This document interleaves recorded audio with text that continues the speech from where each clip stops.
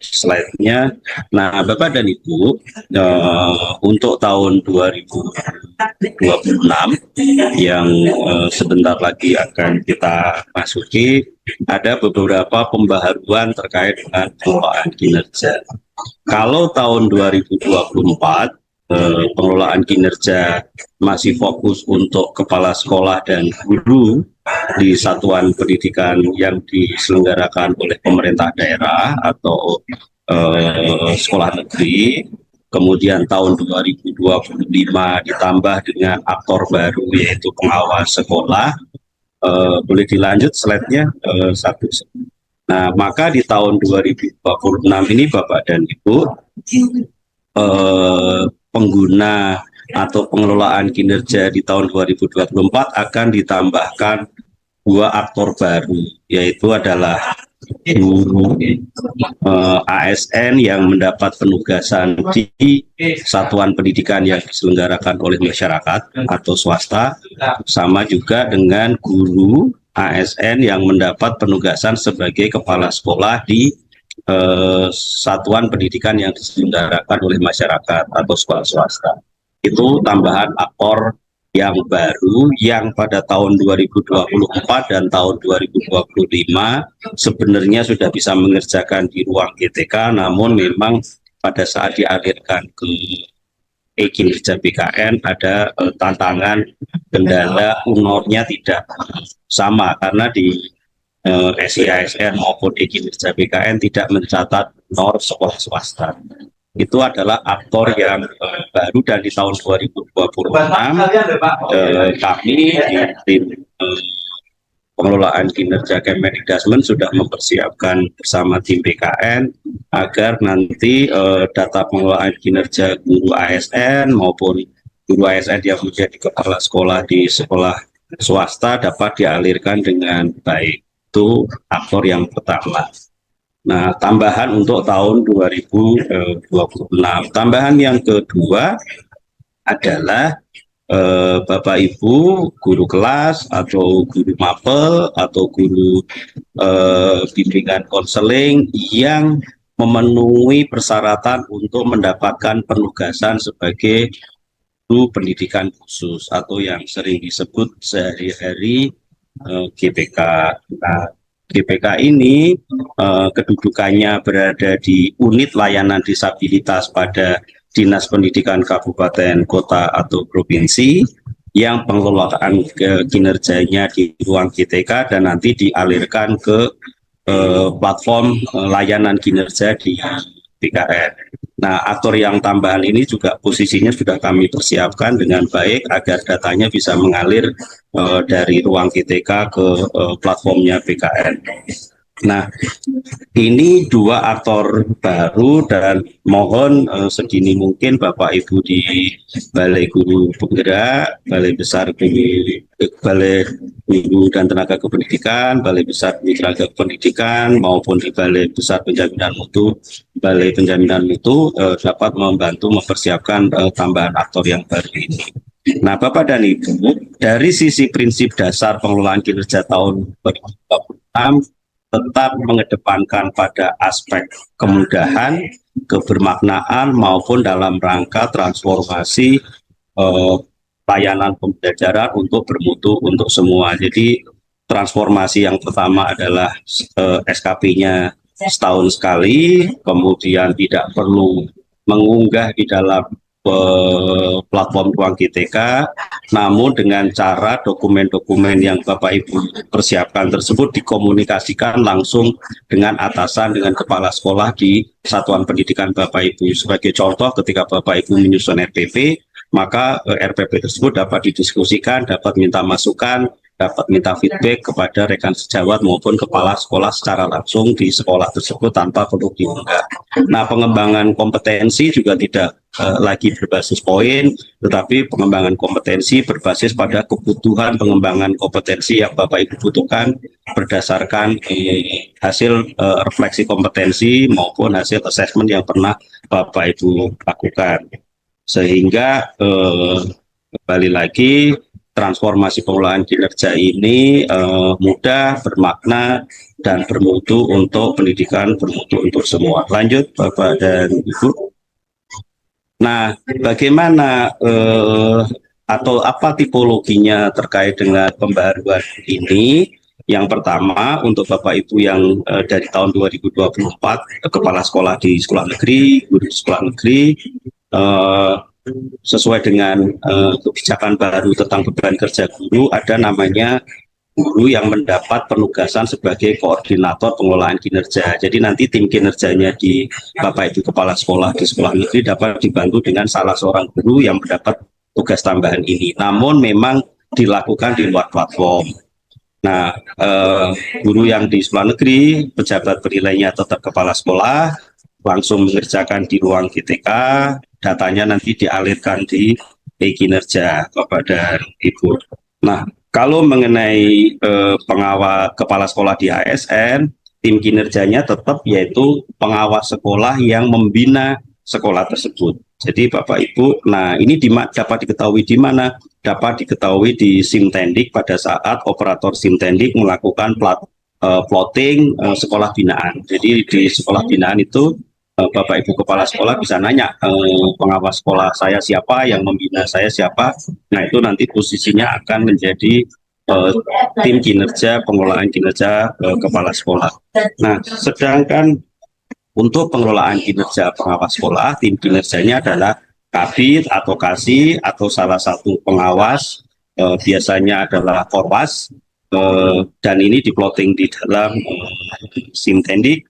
Namun untuk pengawas sekolah, guru kepala sekolah ASN yang mendapat penugasan atau redistribusi di sekolah swasta, tim pejabat penilainya adalah kepala dinas termasuk GPK, itu adalah pejabat penilainya GPK, sedangkan tim kinerjanya untuk guru kepala sekolah ASN di sekolah swasta, untuk kontak gurunya, tim kinerjanya adalah kepala sekolah tersebut, baik kepala sekolah yang berstatus ASN maupun kepala sekolah yang berstatus pegawai tetap yayasan. Bapak Ibu, karena tugas kepala sekolah ini nanti adalah memberikan rekomendasi atas rating dan predikat kinerja di setiap penilaian, yaitu bisa penilaian periodik atau penilaian akhir tahun.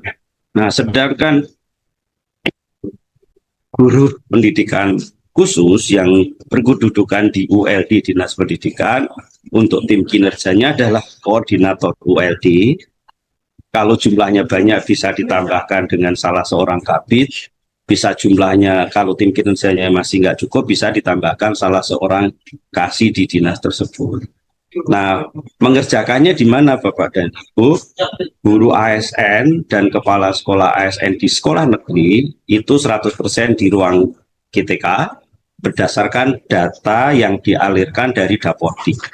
Jadi data Dapodik lah yang menjadi basis data ruang GTK. Nah, sedangkan pengawas dan guru kepala sekolah ASN di sekolah swasta mengerjakannya berdasarkan aliran data Simtendik untuk bicara plotting, tetapi nanti mengerjakannya di ruang GTK. Sedangkan untuk guru pendidikan khusus, ada dua platform yang terkait. Yang pertama namanya SIM GPK, di mana itu akan ada plotting tim kinerja sama ruang GTK. Nah, landasan kebijakan atas pengelolaan kinerja ini yang sebelumnya diatur dengan Kep Dirjen, baru saja keluar keputusan Menteri Pendidikan Dasar dan Menengah nomor 271 tentang pedoman pengelolaan kinerja pendidik dan tenaga kependidikan. Judulnya adalah pendidik dan tenaga kependidikan karena cakupannya sekarang sudah lebih luas. Dan nanti dilengkapi dengan surat edaran bersama BKN dan Menteri Pendidikan dan Pendidikan Dasar dan Menengah, ditambah buku panduan nanti untuk masing-masing aktor yang tadi saya sebutkan. Lanjut, Mbak. Nah, bagaimana dengan kepala dinas yang menjadi pejabat penilai untuk Bapak Ibu yang kepala sekolah atau guru ASN di swasta, kemudian guru pendidikan khusus dan pengawas? Maka yang pertama harus dipastikan Bapak Ibu kepala dinas membuat SKP di e-kinerja BKN yang selanjutnya dialirkan ke ruang GTK.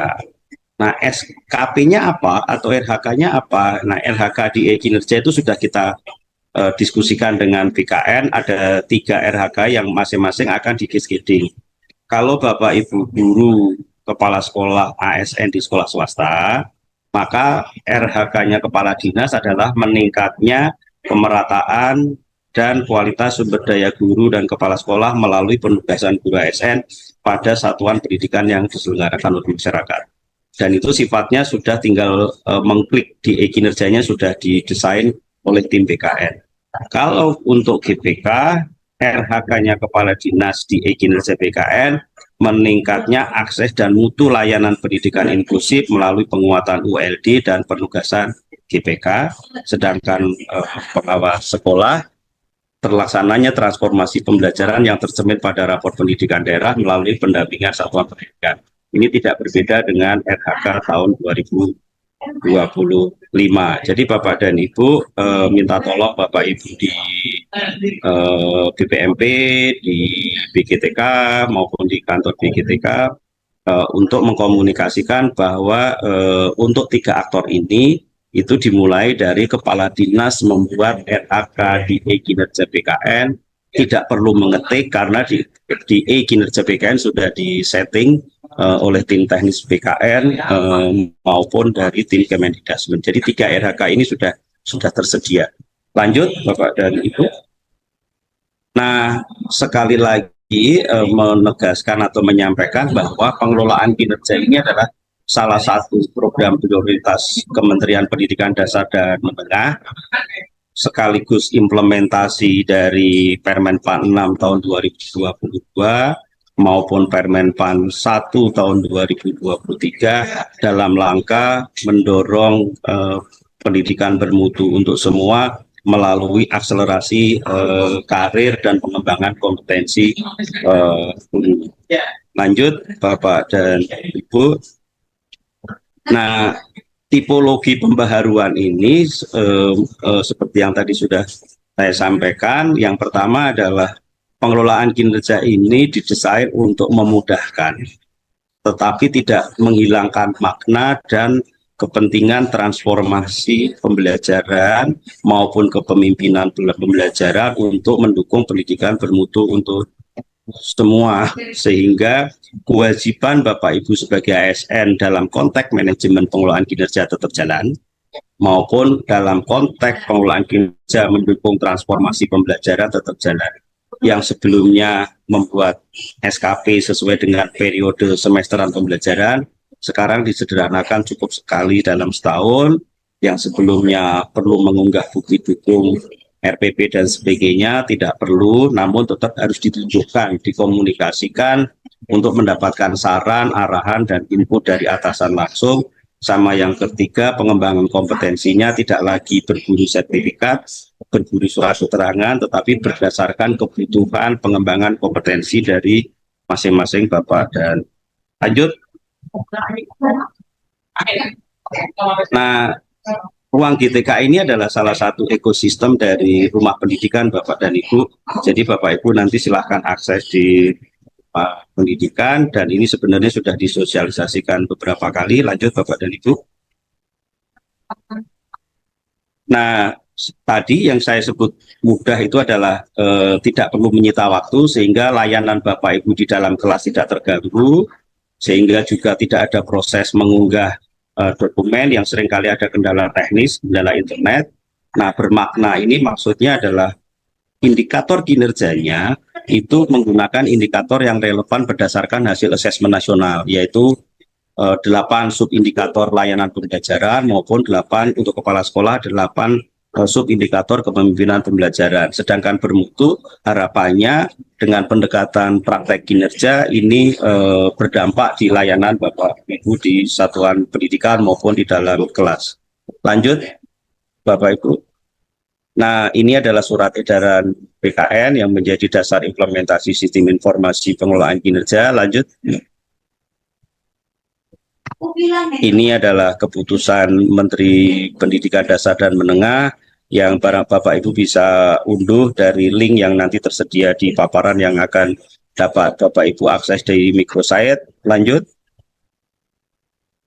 Nah, apa yang membedakan pengelolaan kinerja guru dengan ASN yang lain? Satu yang jelas adalah pengelolaan kinerja guru, kepala sekolah, pengawas sekolah, maupun GPK adalah tujuannya adalah upaya untuk pembelajaran, bukan hanya untuk konteks performance management sebagai alat kontrol maupun performance management sebagai alat pencapaian, tetapi fokusnya di transformasi pembelajaran.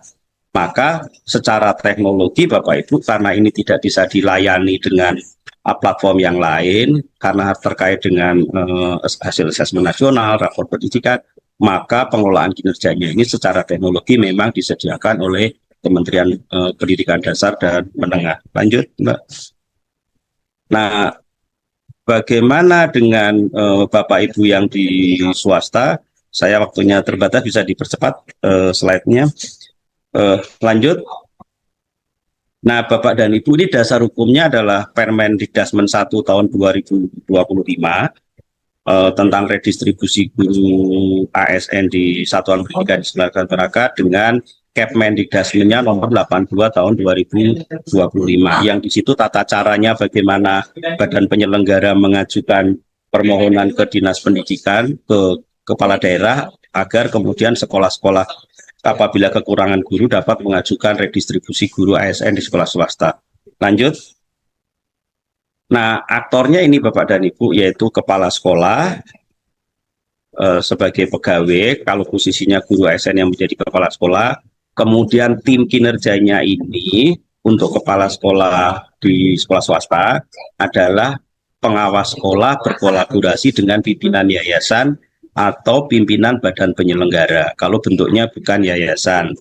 Nah, namun untuk yayasan atau pimpinan badan penyelenggara ini belum terakomodir di dalam teknologi, sehingga nanti pengawas sekolah harus berkomunikasi di luar teknologi terkait dengan mekanisme pengelolaan kinerja ini, baik dalam konteks pemantauan perencanaan, pelaksanaan, maupun pada saat memberikan rekomendasi penilaian. Nah, sedangkan kepala dinas adalah pejabat penilai kinerja yang akan memberikan penilaian. Lanjut. Nah, untuk yang gurunya, statusnya Bapak Ibu guru ASN di sekolah swasta tersebut, tim kinerjanya adalah kepala sekolah di sekolah swasta tersebut, baik yang berstatus ASN maupun non-ASN, dan dapat dibantu oleh koordinator pengelolaan kinerja guru apabila sekolah swasta tersebut memiliki guru lebih dari 10 sesuai dengan Permendikdasmen 11 tahun 2025, sedangkan pejabat penilai kinerjanya adalah kepala dinas. Untuk tim kinerja yang kepala sekolah itu dapat dikerjakan melalui platform, namun guru yang mendapat penugasan sebagai koordinator pengelolaan kinerja guru, khususnya sekolah yang gurunya lebih dari 10, itu posisinya membantunya masih di luar platform, jadi komunikasi secara langsung pada saat rapat atau komunikasi di sekolah. Lanjut. Nah, ini adalah siklus yang membedakan dengan pengelolaan kinerja untuk ASN. Pada umumnya ada satu tahapan, yaitu tahapan pra-perencanaan, yaitu Bapak dan Ibu perlu memastikan data Bapak Ibu sebagai pegawai itu padan antara Dapodik, kemudian SIASN PKN, kemudian data Dukcapil. Ini harus ada dua data yang harus padan, data Dukcapil dengan data Dapodik padan, data SIASN dengan data Dapodik padan. Dan ini bisa dikerjakan apabila Bapak Ibu pengen ngecek, bisa koordinasi dengan operator di masing-masing satuan pendidikan. Yang kedua, untuk pengelolaan kinerja kepala sekolah, Bapak Ibu plottingnya ada di Simtendik. Nah, sedangkan mengenai perencanaan, pelaksanaan penilaian pada dasarnya tidak berbeda dengan pengelolaan kinerja di Permen 46 tahun 2022, namun yang membedakan adalah indikator kinerjanya itu berdasarkan rekomendasi atau berdasarkan data yang dialirkan dari rapor pendidikan, yaitu D3 untuk kepala sekolah dan D1 untuk guru, gitu ya Bapak dan Ibu. Siklusnya untuk observasi praktek kinerja itu mulai dari rencana aksi A, rencana aksi B, rencana aksi C, rencana aksi D, dan yang kemudian ujung akhirnya ada di penilaian. Lanjut. Nah, bagaimana dengan tahap perencanaan Bapak dan Ibu? Pada dasarnya tidak berbeda, yaitu praktek kinerjanya adalah memilih indikator salah satu dari 8 indikator, mulai dari keteraturan suasana kelas atau yang terakhir instruksi pembelajaran. Nah, ini didiskusikan dengan kepala sekolah di awal tahun, yaitu di bulan Januari, dan harapannya ini bisa dilakukan secara bersama-sama antara kepala sekolah dengan guru di sekolah tersebut, sehingga ada evaluasi, ada refleksi atas capaian di tahun 2025, bagaimana layanan pembelajarannya, apakah berbagai indikator ini mana yang perlu ditingkatkan, itu yang perlu dipilih. Biasanya di platform munculnya warna merah atau warna kuning, itu yang dipilih. Nah, untuk setelah memilih indikator, Bapak Ibu melanjutkan dengan memilih tugas pokok 5M yang sudah tersedia, sama pengembangan kompetensi dan 7 aspek perilaku berakhlak dari ASN. Nah, setelah itu SKP diperiksa diajukan oleh guru, diperiksa oleh kepala sekolah. Apabila tidak perlu disesuaikan maka bisa disetujui. Apabila sudah disetujui oleh kepala sekolah, jangan lupa Bapak Ibu guru untuk mengklik menyepakati. Nah, sehingga nanti dapat dialirkan otomatis ke kinerja BKN. Karena yang sering lupa adalah setelah kepala sekolah menyetujui, Bapak Ibu kelupaan dengan satu tombol, yaitu menyepakati ini. Lanjut, Bapak dan Ibu. Nah, ini adalah di tahapan pelaksana untuk yang tugas pokok 5M, Bapak Ibu guru mengkomunikasikan dengan atasannya mengenai pelaksanaan tersebut, termasuk juga dokumen-dokumen yang disusun dikomunikasikan secara langsung, tidak perlu diunggah, termasuk apabila Bapak bikin RPP, bikin instrumen untuk evaluasi, itu dikomunikasikan secara langsung untuk mendapatkan input baik dari kepala sekolah, atasan, maupun rekan sejawat, sehingga terjadi proses improvement, perbaikan atas instrumen Bapak Ibu dalam melaksanakan tugas 5M. Kemudian ini yang terkait dengan tugas-tugas administratif yang biasanya Bapak Ibu menyusun, tetapi ini posisinya dikomunikasikan secara langsung.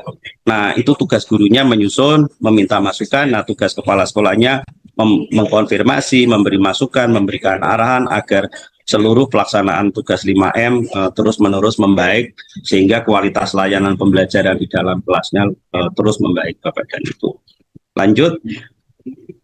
Nah, untuk praktek kinerja atau yang sering disebut dengan observasi kelas atau disebut dengan praktek kinerja, Bapak dan Ibu tadi ya, berdasarkan indikator yang dipilih, subindikator yang dipilih, maka Bapak Ibu guru kalau memilih ini, maka nanti jadwal dan sebagainya dapat dikomunikasikan secara langsung, meskipun di dalam platform yang rencana aksi A sudah memilih, namun apabila ada perbedaan waktu tidak perlu dilakukan perubahan, dilakukan komunikasi secara langsung, sehingga nanti observasinya dapat dijadwalkan sesuai dengan hasil kesepakatan antara kepala sekolah maupun Bapak Ibu guru.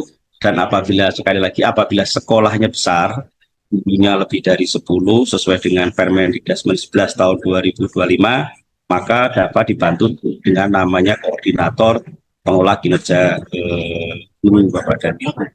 Nah, ini untuk tim kinerjanya tadi kepala sekolah. Nah, sedangkan untuk kepala sekolah itu tim kinerjanya adalah pengawas sekolah berkolaborasi dengan pimpinan yayasan. Untuk ini yang pengawas sekolah berkomunikasi untuk menyepakati dengan pimpinan yayasan, dan nanti untuk secara platform itu yang mengerjakan adalah pengawas sekolah, karena untuk tahun 2026 pimpinan yayasan saat ini masih dalam tahap eksplorasi untuk diakomodir di dalam platform ruang GTK. Nah, tim kinerja dan pimpinan yayasan ini melakukan pembinaan kepada kepala sekolah melalui diskusi, kemudian upaya tindak lanjut, sama kemudian refleksi, Bapak dan Ibu. Nah, pengawas sekolah sebagai tim kinerja dengan pimpinan yayasan kemudian memberikan rating dan sesuai dengan ekspektasi. dan kemudian memberikan rekomendasi atas predikat kinerja. Lanjut. Nah, untuk pengembangan kompetensi, sekali lagi tidak ada standar JP atau poin.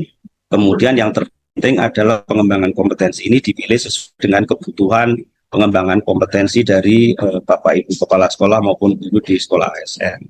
Nah, ini pegawai menuliskan hasil refleksi belajarnya dan akan lebih baik selain menuliskan juga kemudian menularkan atau menceritakan pada rekan sejawat terkait dengan pengembangan kompetensi yang sudah dilakukan, sehingga kemudian kepala dinas atau tim kinerja dapat membaca proses refleksi tersebut, dan sekali lagi tidak perlu bukti dukung sertifikat, surat keterangan, atau apapun namanya terkait dengan pengembangan kompetensi ini. Lanjut. Nah, untuk perilaku kinerja berakhlak, 7 aspek berakhlak, Bapak dan Ibu, tim kinerja, pimpinan yayasan, ini untuk kepala sekolah ASN di sekolah swasta maupun gurunya itu melakukan diskusi dan menyepakati fokus yang akan diamati. Jadi Bapak dan Ibu, ini pada saat pelaksanaan ini adalah Bapak Ibu kan nanti selain ada indikator masing-masing aspek, 7 aspek tersebut ada ekspektasi pimpinan yang akan diamati. Nah, inilah yang kemudian akan menjadi dasar tim kinerja dan pimpinan yayasan melakukan pemantauan dan pembinaan atas perilaku keseharian kepala sekolah, yaitu 7 aspek tersebut. Dan inilah yang kemudian akan direkomendasikan ke kepala dinas sebagai dasar untuk pemberian rating dan penetapan predikat kinerja di perilaku kerja. Nah, kombinasi predikat atau rating hasil kerja dan rating perilaku kerja ini yang kemudian menjadi predikat akhir.